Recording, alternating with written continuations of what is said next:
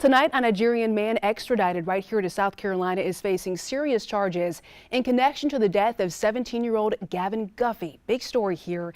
And this nationally covered sextortion case involves the son of a state representative who took his own life. Well, just hours ago, the Nigerian suspect was in a federal courtroom hearing the charges that are up against him. Our Josie Frost was in that courtroom getting this update.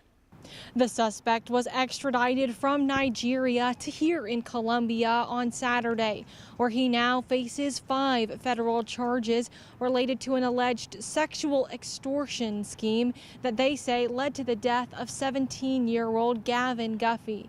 They say that the suspect posed as a teenage girl online and obtained explicit pictures of Guffy, which he then used to harass and exploit him into giving him money, which they say led to Guffey's suicide. He went off the beat of his own drum. He would make costumes and wear them to school. He sticker bombed everything. Representative Brandon Guffey was Gavin Guffey's father. He pioneered a bill passed in 2023 that criminalizes sexual extortion cases like these, called Gavin's Law.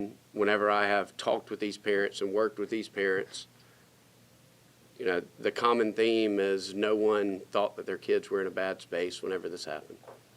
And the crime just targets your deepest, darkest shame, and kids don't feel like there's another way out. The York County Sheriff's Department, agents from the FBI, and the Nigerian government collaborated on what they say is the first extradition from Nigeria to South Carolina for a sextortion case. 24-year-old Hussein Lawal is facing 5 charges, including child exploitation resulting in death, which is eligible for the death penalty. But prosecutors say they won't be seeking it as part of an extradition agreement with the Nigerian government. They say in addition to extorting Gavin, Lawal also attempted to do the same to Gavin's younger sibling after his death. Unfortunately, sextortion cases are and have been on the rise.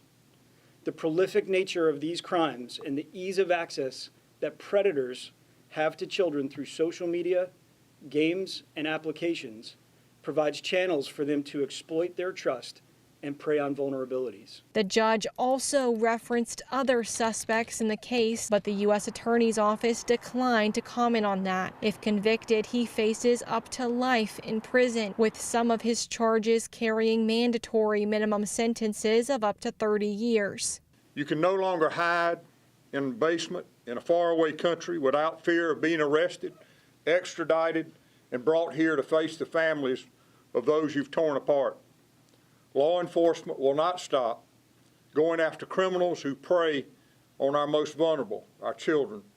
Now, Lawal's detention hearing date is set for Monday, but he has the opportunity to defer that hearing if he feels that his case is not prepared. And the judge today actually encouraged him to do that. She said that he would only have one opportunity for a hearing like this, and she actually said she can't think of many circumstances that would permit him being released. So she encouraged him to make sure his case was as prepared as possible before going into that hearing.